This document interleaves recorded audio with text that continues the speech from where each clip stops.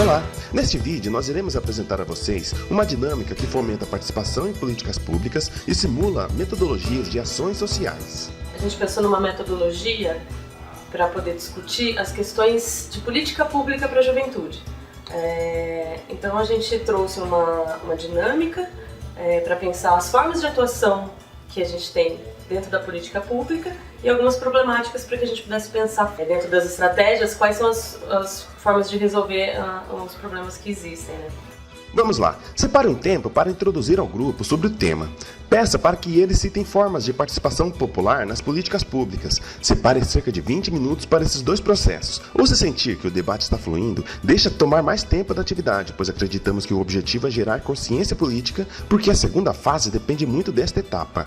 Porque a gente pôde entender um pouquinho dos nossos papéis sociais dentro do profissional mesmo, ou mesmo sendo cidadão, onde a gente pode buscar os nossos direitos e o que a gente também pode agregar. A segunda fase traz movimento prático e estratégico ao debate. Primeiro, pense em qual setor você irá querer que eles pensem em estratégias de mobilização. Por exemplo, cultura, transporte público, saúde, educação, acessibilidade, etc. Customize a sala colando fotos, textos ou frases de efeito, tudo que aumente a imersão. Incentive e inspire o grupo a entrar no clima da dinâmica. Você pode narrar a introdução como a narrativa daqueles livros de aventuras antigos, sabe?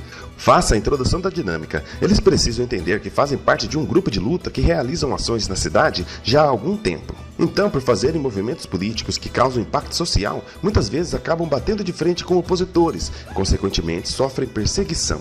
A dinâmica funciona assim. Conte o número de participantes. Como na história o grupo sofre perseguição, uma delas se trata de infiltração, ou seja, entre os integrantes existirá traidores. As identidades serão sorteadas por papel dobrado. Escreva em uma folha sulfite líder, aliado e infiltrado.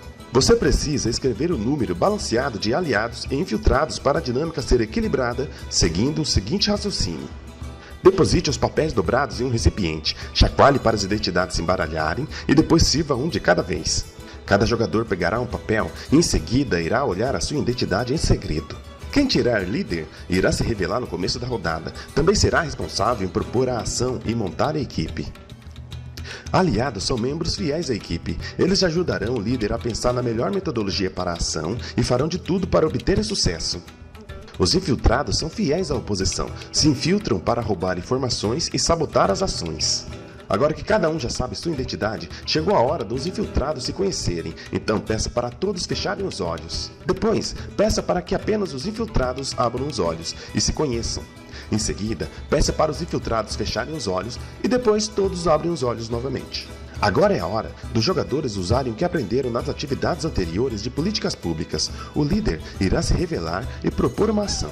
Ele precisará explicar detalhadamente que ação será e como ela será feita. Todos poderão ajudá-lo na construção metodológica da ação, poderão discordar e aconselhar-o a mudar estratégias. Cabe ao líder escolher se acolhe as sugestões dos membros da equipe.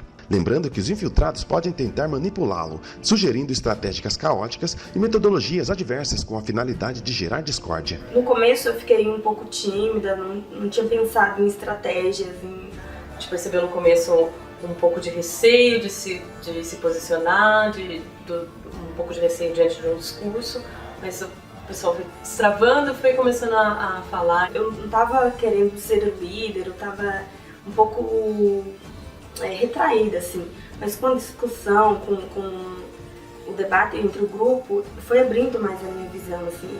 Tem um momento que o seu coração acelera, você começa a pensar, eu tenho o poder de tirar essa pessoa, de colocar essa pessoa, e isso é muito bacana, assim. Para mim foi um grande aprendizado hoje. Depois de decidida a metodologia da ação, o líder irá montar a equipe que vai realizá-la. Ele irá entregar as cédulas de voto apenas para os membros escolhidos, seguindo o seguinte raciocínio. Podemos considerar que o líder também pode se inserir na missão, porque pensando estrategicamente será um voto positivo garantido. Depois da equipe escolhida, é hora de saber se a ação foi um sucesso ou se falhou. Os membros que receberam as cédulas escolhem a cédula respectiva referente ao sucesso ou fracasso. Depois que todos confirmaram já terem feito suas escolhas, passe recolhendo as cédulas, assegurando de não expor os votos.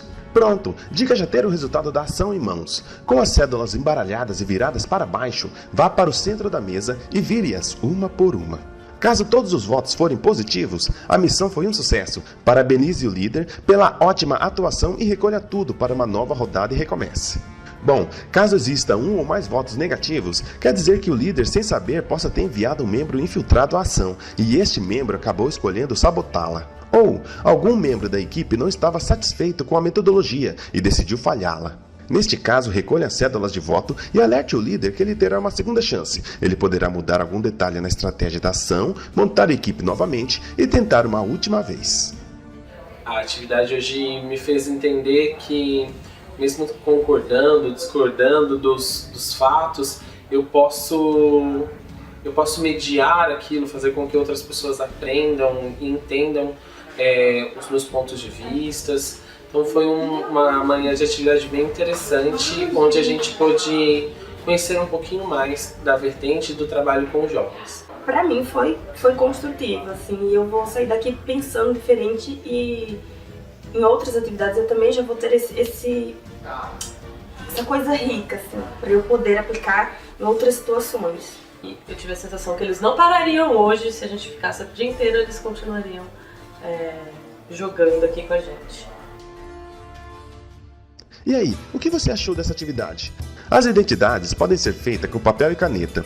Todas as cédulas precisam ter as costas iguais para garantir o voto secreto, portanto pode ser feito com papel cochê ou similares. Cartas de Uno também podem ser reaproveitadas, dando novos significados aos símbolos. Por exemplo, os números são identidades e os símbolos representam os votos. Vai da sua criatividade.